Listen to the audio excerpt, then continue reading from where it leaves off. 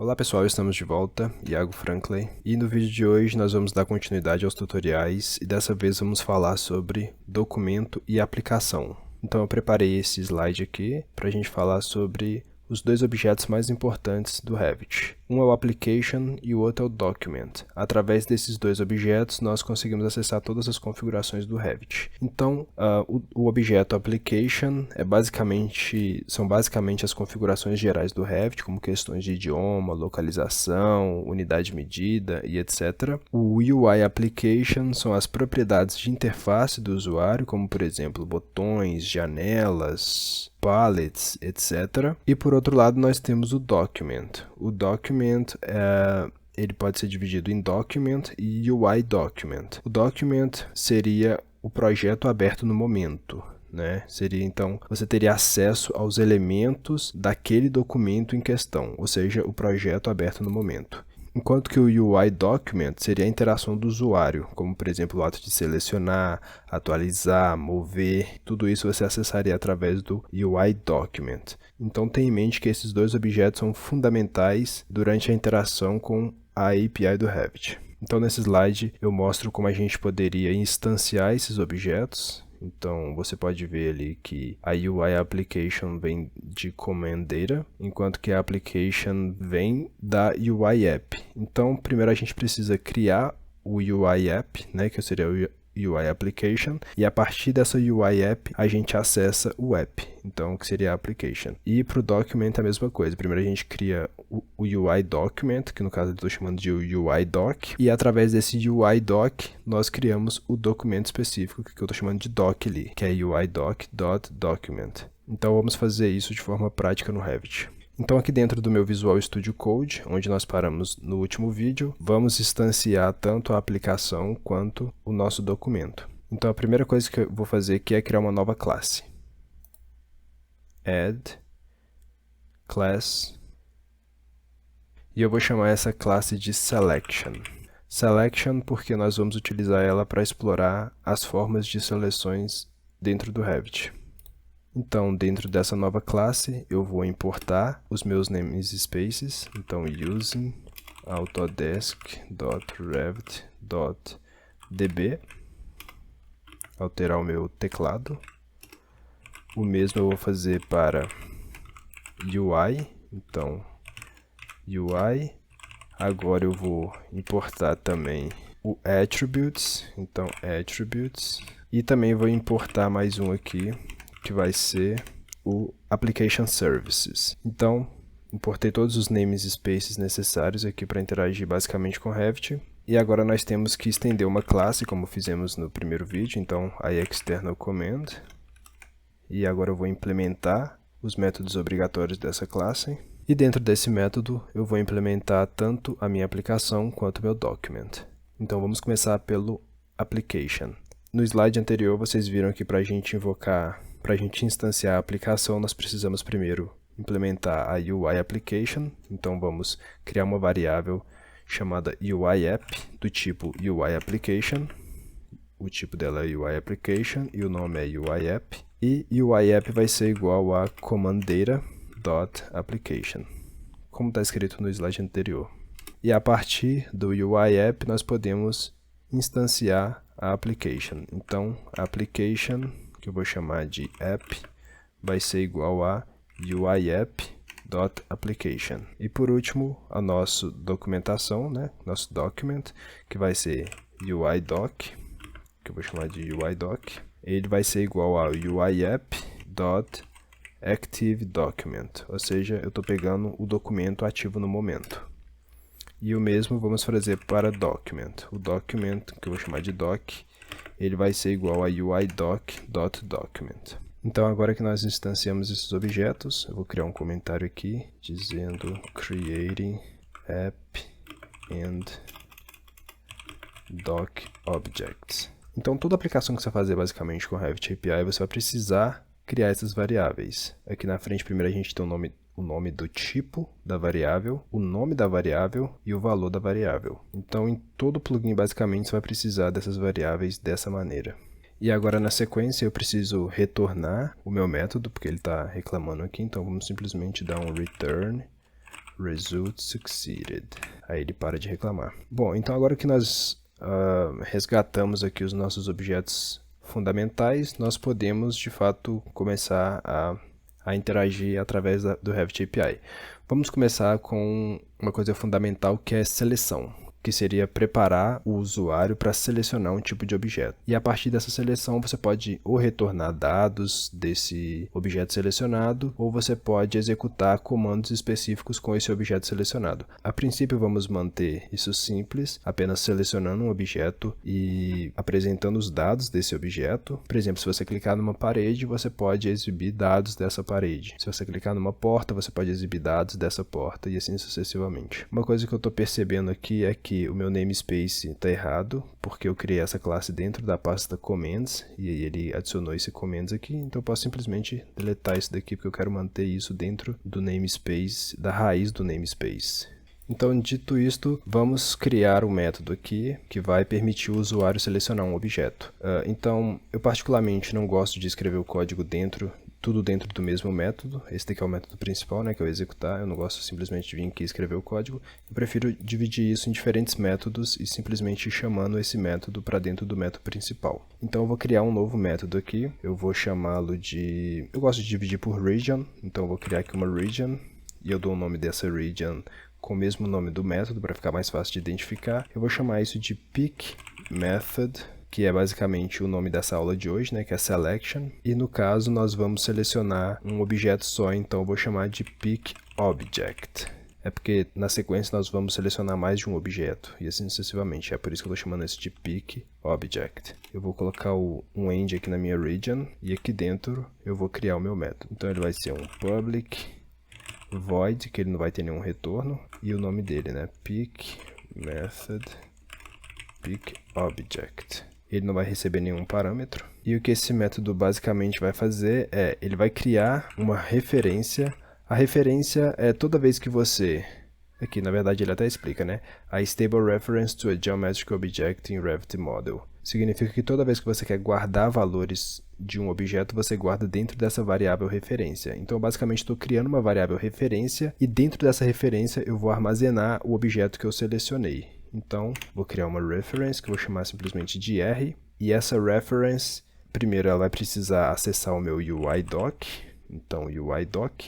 Acabei de perceber aqui que eu não vou ter acesso a essa variável, porque ela foi criada dentro desse método. E aqui eu estou basicamente tentando acessar ela através fora do método, né? E eu não consigo fazer isso. Para isso eu vou precisar criar variáveis globais. E para criar essas variáveis globais, eu vou simplesmente vir aqui criar uma UI application, que eu vou chamar de UI app. Vou criar também uma UI doc, que eu vou chamar só de UI doc.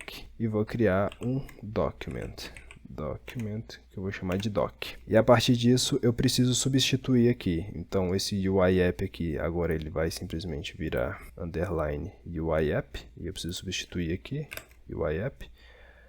O doc agora vai virar underline UI doc. Quando a gente tem underline assim, basicamente a gente está dizendo, é uma forma de padronizar, né? Não é uma regra, mas é uma forma de você padronizar, dizendo que essa é uma variável global. Isso vai ser igual a UI app. E o doc vai virar doc, underline doc, que vai ler a partir de UI app.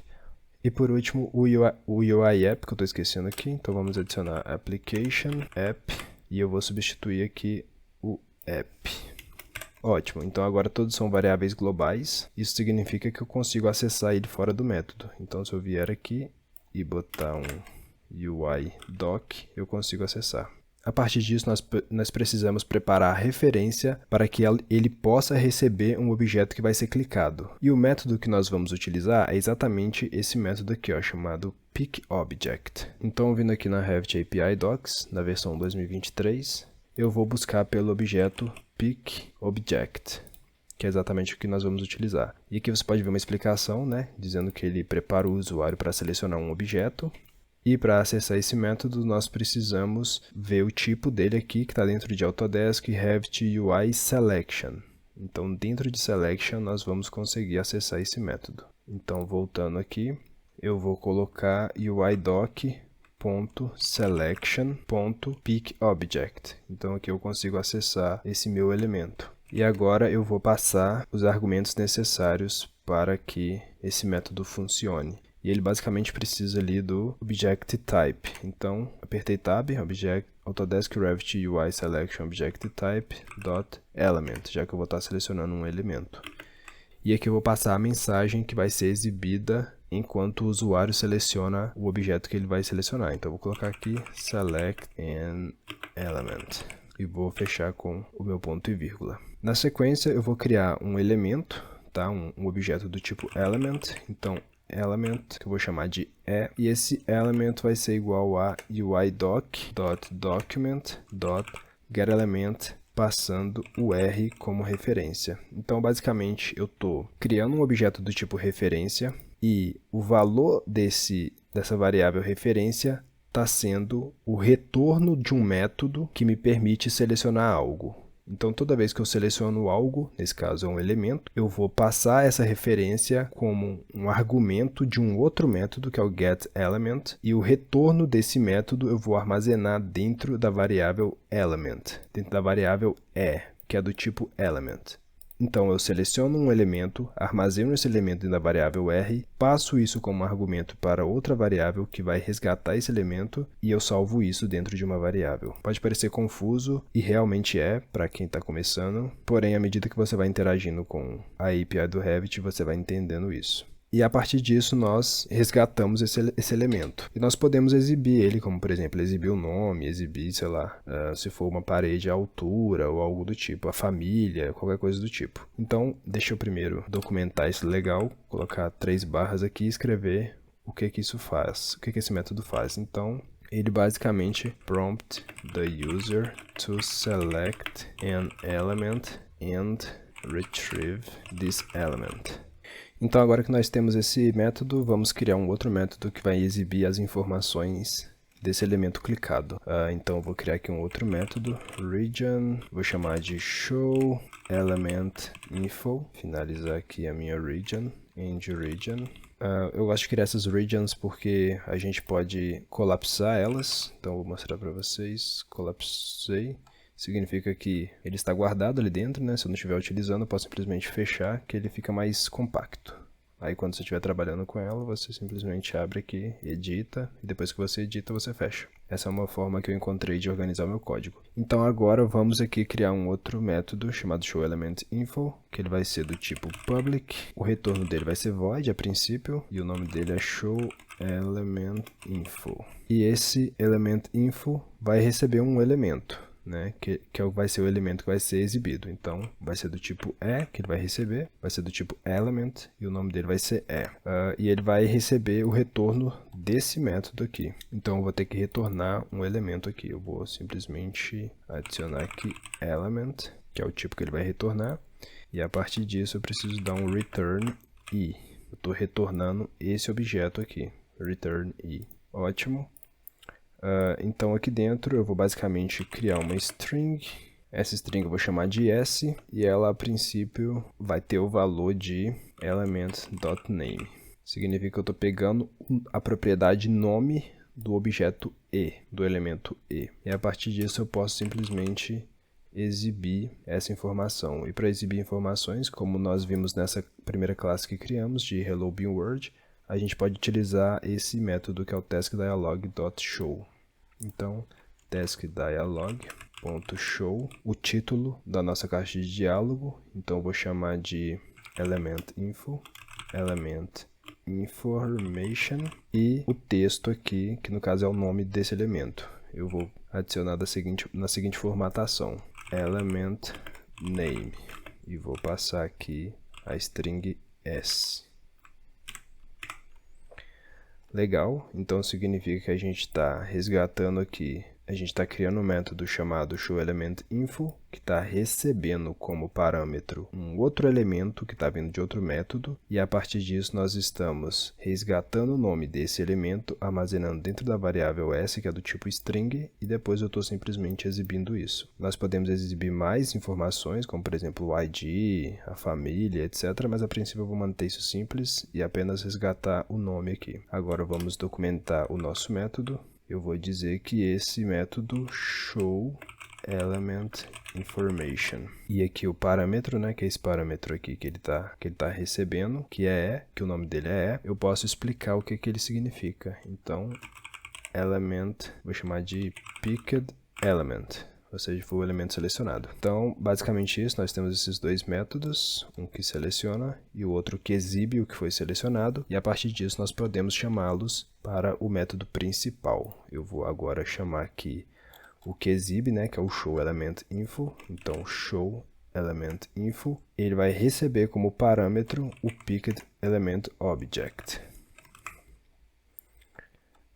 Então, eu estou chamando o método que chama showElementInfo, e o argumento dele, o parâmetro dele, vai ser o retorno de um outro método. É por isso que eu coloco um método dentro de outro dessa maneira. Então, aparentemente, está tudo ok. Vamos adicionar essa nova classe no nosso add-in, no nosso arquivo manifesto, para que ele seja exibido. Então, eu vou simplesmente copiar isso daqui, Ctrl C, dar um Ctrl V. Ele vai ser do tipo command, o nome dele vai ser showElementInfo. O nome da nossa classe está dentro de Revit API Course, mas o nome é Selection, que é o nome da classe aqui que foi criada.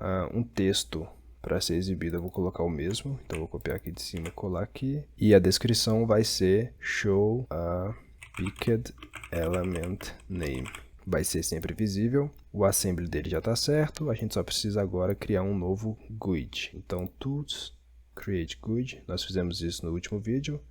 Copiar, se tiver dúvida você pode voltar nesse vídeo, no vídeo anterior. Colei, remova as tags desnecessárias. O vendor ID vai ser o mesmo e a descrição do vendor vai ser a mesma. Então, aparentemente está tudo certo. Vou buildar minha aplicação. Buildei. Ele está reclamando aqui de alguma coisa, falando que teve um erro na minha buildagem, mas na verdade não foi um erro, é porque a minha pasta está vazia. Essa pasta Resources está vazia e é por isso que ele está reclamando. Mas a princípio nós podemos simplesmente ignorar isso, porque como vocês podem ver aqui, essa buildagem não aconteceu por conta da pasta Resources. Então eu vou simplesmente, a princípio, deletar essa pasta. Na verdade eu não vou deletar a pasta Resources. Eu vou deletar isso do meu pós-build event. Só para a gente não ter esse problema. E depois quando formos adicionar botão, eu posso readicionar esse trecho novamente. Então eu vou simplesmente deletar isso daqui. Só lembrando que isso daqui é a pasta Resources, tá? Eu estou deletando a pasta Resources do pós-build event. Apenas isso. Então deletei. Ok. Salvei. E vou buildar novamente. Buildando. E agora sim a nossa aplicação foi buildada com sucesso. Porém, eu acabei de me lembrar que eu não adicionei a transação na minha classe, e isso é fundamental. Então, aqui, antes da nossa classe iniciar, nós precisamos adicionar a transaction. Transaction, como a gente fez no vídeo anterior, então transaction mode do tipo manual. Agora sim, vamos buildar novamente. A buildagem aconteceu com sucesso, e agora sim eu vou chamar o Revit. Então, agora que o meu Revit abriu, eu vou clicar em New, novo projeto do tipo arquitetura. E agora sim, com o meu documento aberto, eu vou em Add-ins, External Tools, showElementInfo. Então, eu rodei esse plugin e ele já me pergunta aqui embaixo, ó, Select an Element. Se você se lembra bem, teve um momento no nosso código que nós escrevemos isso daqui. Então, aquela mensagem que nós escrevemos é a mensagem que é exibida aqui embaixo. Então, por exemplo, agora nós podemos, o meu cursor mudou, e toda vez que eu pairo sobre algum elemento, ele me permite clicar nesse elemento. Então eu vou clicar, por exemplo, nesse elemento, e ele me exibe o nome desse elemento. Então, no caso aqui, Element Name, Elevation Tree. Vamos rodá-lo novamente, mas agora vamos clicar na vista, e aí ele me mostra Element Name West, que é o nome dessa vista. Nesse caso é esse West. E se nós modelarmos, por exemplo, uma parede, vou modelar um trecho de parede, e vou rodar novamente o plugin e vou clicar nessa parede e ele me mostra o nome da família dessa parede. Então, Element Name Generic 8 inches. Se eu selecioná-la aqui, você vai ver que esse é exatamente o nome dela. Então, é basicamente isso que esse método faz. Porém, perceba que ele só me permite selecionar um elemento. Eu seleciono apenas um elemento. Por esse motivo, no próximo vídeo nós trataremos sobre seleção de múltiplos elementos. Te vejo no próximo vídeo.